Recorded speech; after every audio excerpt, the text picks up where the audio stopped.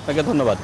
আমরা এই মুহূর্তে রয়েছি বাংলা মোটরের যেই ট্রাস্ট বিল্ডিংটি রয়েছে সেখানেই, এবং সেখানে আমার ঠিক পেছনেই দেখতে পাচ্ছেন এই যে লাইনটি রয়েছে সেটি কিন্তু এটি শুধুমাত্র এই পেট্রোল স্টেশনটাতেই শুধু নয়, এই লাইনটি চলে গিয়েছে একদম শাহবাগ থেকে শুরু করে আপনার যে প্রাইভেট কারের যে সিরিয়ালগুলো রয়েছে সেগুলো কিন্তু শাহবাগ ছাড়িয়ে অনেক দূরে চলে গিয়েছেন, এবং মোটর সাইকেলের যেই লাইনগুলো সেগুলো কিন্তু পরিবাগের এই ভেতর দিয়ে একদম প্রায় আধা কিলো বলতে পারেন সেই লাইনে রয়েছেন। এবং এই যারা তেল নিচ্ছেন তারা কিন্তু লম্বা সময় ধরে অপেক্ষা করার পরে এই তেল পাচ্ছেন। এবং আরেকটি বিষয় যদি জানিয়ে রাখি, এই পেট্রোল পাম্পে কিন্তু পেট্রোল পাম্পে গত রাত থেকেও কিন্তু অনেকে অপেক্ষা করছেন, যারা এই তেল নেয়ার জন্য আসলে রাত থেকেই তাদের অপেক্ষা করতে হচ্ছে। এবং তারা আমাদেরকে জানিয়েছেন যারা এখানে বাইক চালান, যারা পাঠাও সার্ভিসের কাজ করেন বা যারা এরকম প্রতিষ্ঠানগুলোর সাথে যুক্ত, তারা কিন্তু বলছেন যে প্রতিদিন 5 লিটার করে তাদেরকে তেল দেয়া হয়, এবং সেটি কিন্তু 5 লিটার তেল দিয়ে তারা সারাদিন চলতে হয়, এবং তাদের সেই ক্ষেত্রে তাদের যেই টাকা উপার্জন সেটি অনেকটা কমে গিয়েছে, এবং এই 5 লিটারের বেশি তেল তারা আসলে দাবি করছেন। আর পেট্রোল পাম্প কর্তৃপক্ষের সাথেও আমরা কথা বলেছি, তারা কিন্তু জানিয়েছেন যে অতিরিক্ত তেল নেওয়ার কারণেই এই সংকটটা হচ্ছে, এবং তাদের কাছে যেই রিজার্ভ রয়েছে সেই রিজার্ভ কম থাকার কারণে আসলে এই সমস্যাটি বেশি। এবং আপনারা জানেন যে আসলে সারা দেশেই কিন্তু এই তেলের সংকটই চলছে, শুধু এই পাম্পটিতেই নয়, দেশের সবগুলো কিন্তু জায়গা থেকেই কিন্তু এভাবে সমস্যা হচ্ছে। এবং আরেকটি বিষয় যদি বলি, যে পাম্পগুলো রয়েছে এখন পর্যন্ত সেই পাম্পগুলোতে কিন্তু অতিরিক্ত তেল অনেকে নিচ্ছেন, এরকম অনেক অভিযোগও আমরা পাচ্ছি, এবং বিভিন্ন সময় প্রশাসন কিন্তু বিভিন্ন জায়গা থেকে মজুত করা তেল উদ্ধার করছেন, এবং সেই ক্ষেত্রে কিন্তু এর পরিমাণটি খুব কম নয়, অনেক বেশি, যেটি সরকারের পক্ষ থেকে বারবার বলা হচ্ছে যে মানুষ যেন একটু সাবধান হন এবং মিতব্যয়ী হন জ্বালানি তেল ব্যবহারের ক্ষেত্রে, অন্যথায় এই সমস্যাটি আরও বাড়তে পারে। এবং যেহেতু বিশ্বে একটি এই জ্বালানি তেলের সমস্যা রয়েছে, ইরান এবং যুক্তরাষ্ট্র এবং ইসরায়েলের ভেতরে যে যুদ্ধ চলছে সেই যুদ্ধের কারণে কিন্তু এই সংকটটি তৈরি হয়েছে। এবং যেহেতু দুদিন আগেই আমরা দেখেছিলাম যে যুদ্ধ পরিস্থিতি কিছুটা স্বাভাবিক হওয়া শুরু করেছিল, যেহেতু চুক্তি হচ্ছিল যে যুদ্ধবিরতি হবে, মানুষের ভেতরে একটি স্বস্তিও কাজ করছিল, যদি যুদ্ধটা শেষ হয়ে যায় সেক্ষেত্রে জ্বালানি তেলের হয়তোবা সংকটটি সমাধান হবে। তবে আমরা দেখেছি যে এরপরেই কিন্তু যুদ্ধবিরতির মাঝেই কিন্তু আবারও সেই হামলা, পাল্টাপাল্টি হামলা হচ্ছে, এবং সেক্ষেত্রে কিন্তু এই আশায় আসলে গুড়ে বালি বলা যাচ্ছে আপাতত, কারণ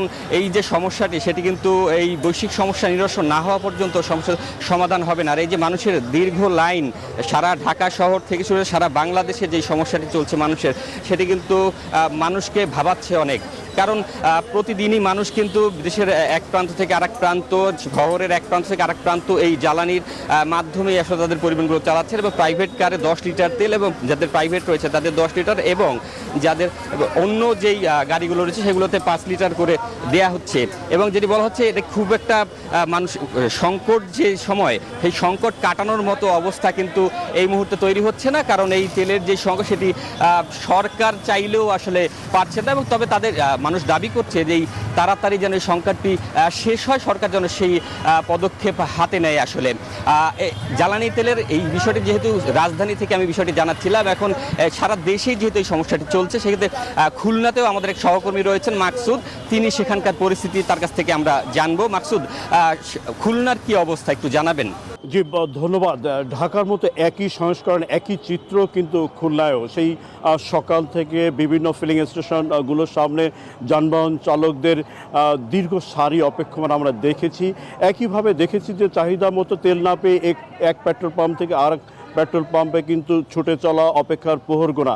আমি যদি এই পেট্রোল পাম্পটির চিত্র দেখাতে চাই, যে এটি হচ্ছে একেবারে খুলনার প্রবেশ পথে, এটি হচ্ছে মেট্রোপলিটন ফিলিং স্টেশন। যারা তেল নিচ্ছেন এই মুহূর্তে মোটরসাইকেল চালকরা, আমরা তাদের সাথে কথা বলেছি, তারা অনেকেই ভোর রাতে এসে এখানে সিরিয়াল দিয়ে গিয়েছিলেন, এবং তারা এই ভোর রাত থেকে এই দীর্ঘ প্রায় 4-5 ঘন্টা পরে কিন্তু এই তেল পেলেন। দেরি কেন হচ্ছে? পেট্রোল পাম্প মালিকরা বলছেন যে প্রতিদিন তাদেরকে ডিপো থেকে যে তেল সরবরাহ করা হয় তা বিকেলের মধ্যেই এই তেলটা শেষ হয়ে যায়, এবং এই তেল শেষ হয়ে যাওয়ার কারণে কিন্তু তারা কিন্তু চাহিদা মতো তেল দিতে পারেন এবং বিকেল থেকে কিন্তু এই ফিলিং স্টেশনগুলোকে আসলে বন্ধ রাখতে হয়। তারা বলছেন যে এই স্টেশনটিতে চাহিদা হচ্ছে প্রতিদিন 10 থেকে 12,000 লিটার, কিন্তু তাদেরকে 3,000 লিটার পেট্রোল এবং 3,000 লিটার অকটেন সরবরাহ করা হয়, অর্থাৎ প্রায় চাহিদার অর্ধেক তেল পাওয়ার কারণে কিন্তু তারা এই সহায়তা করতে পারেন না। পাশাপাশি গ্রামাঞ্চলে যে এজেন্ট ডিলার আছে তাদেরকেও ডিপো থেকে তেল সরবরাহ বন্ধ থাকার কারণে এই শহর অঞ্চলে পেট্রোল পাম্পগুলোতে বাড়তি চাহিদা দেখা যায়। তো এই ছিল খুলনার পেট্রোল পাম্প থেকে সর্বশেষ। একই খবর জানতে আমরা যাচ্ছি বগুড়ায় আমাদের সহকর্মী বাবুর কাছে। বাবু জানাবেন বগুড়ায় জ্বালানি তেল সরবরাহের সর্বশেষ পরিস্থিতি কি? বাবু। মাকসুদ, বগুড়ায় এই তেল আছে তেল নেই এরকম একটি অবস্থা।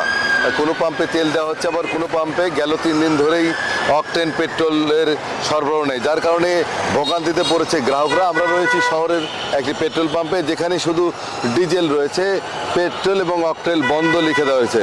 গেল 4 দিন ধরে এই পাম্পে পেট্রোল অকটেন সরবরাহ না থাকায় এখানে তেল নিতে এসে ঘুরে যাচ্ছে যান চালকরা।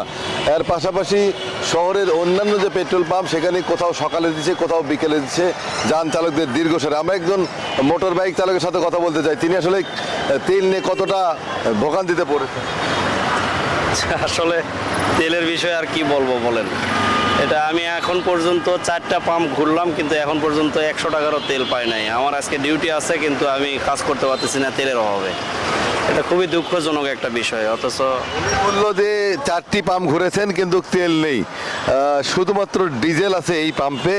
শহরের মধ্যে যে আরও 2টি পাম্প রয়েছে সেখানেও কিন্তু ডিজেল, পেট্রোল, অকটেন সবই দেওয়া বন্ধ রয়েছে।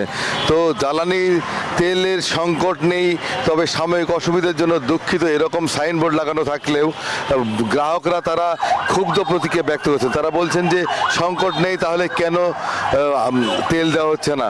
তো বা অনেকে কয়েকটি পাম্প ঘুরে ফিরে আসছেন, সেখানে গিয়েও তেল পাচ্ছেন না। জরুরি প্রয়োজনে তেল না পেয়ে ফিরে যাচ্ছেন গ্রাহকরা। তবে জ্বালানি তেলের সম্পর্কে পেট্রোল পাম্প মালিকরা বলছেন যে সরবরাহ স্বাভাবিক হলে আমরা তেল বিক্রয় করব। কোনো পাম্পে 3 দিন 4 দিন পর্যন্ত তেল পাওয়া যাচ্ছে না। তো সরবরাহ বাড়লেই তেল বিক্রয় হবে। এই ছিল বগুড়াতে সর্বশেষ। একই খবর জানতে চলে যাব নারায়ণগঞ্জের শরীফের কাছে। আমরা এখন রয়েছি নারায়ণগঞ্জের এই পদ্মা পেট্রোলিয়াম ডিপোতে। এই নারায়ণগঞ্জে কিন্তু 4টি ডিপো রয়েছে।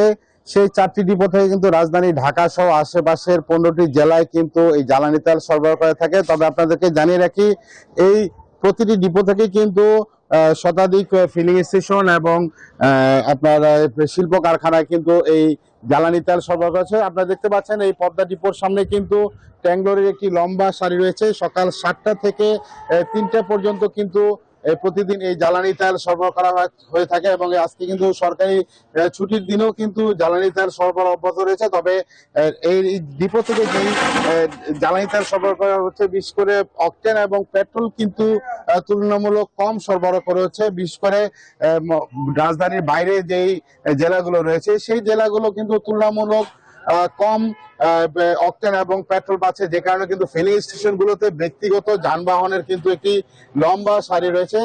এর পাশাপাশি কিন্তু এই যে ডিপোগুলো থেকে যে তেল, জ্বালানি তেল বের হচ্ছে, সেই তেল কিন্তু অবৈধভাবে মজুদের একটি প্রবণতা লক্ষ্য করা যাচ্ছে। এবং গতকালকেও কিন্তু এই ডিপোর পাশে একটি স্থান থেকে কিন্তু 2টি ট্যাঙ্ক লরি জব্দ করা হয়েছে, যেখান থেকে কিন্তু 13,500 লিটার ডিজেল জব্দ করা হয়েছে। এর আগেও কিন্তু মেঘনা ডিপো এবং পদ্মা ডিপোর পাশে থেকেও কিন্তু বেশ কিছু অবৈধ যারা মজুদ করছেন তাদের বিরুদ্ধে কিন্তু আইন শৃঙ্খলা বাহিনী কিন্তু তৎপর রয়েছে এবং অবৈধভাবে যাতে এই জ্বালানি তেল যাতে মজুদ করা না হয় এর জন্য কিন্তু বিভিন্ন ধরনের অভিযান চলছে।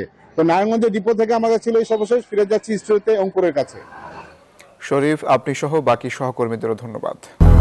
200-র বেশি সার্ভিস ও ফিচারে লেনদেনের সব বিকাশ অ্যাপে সম্ভব।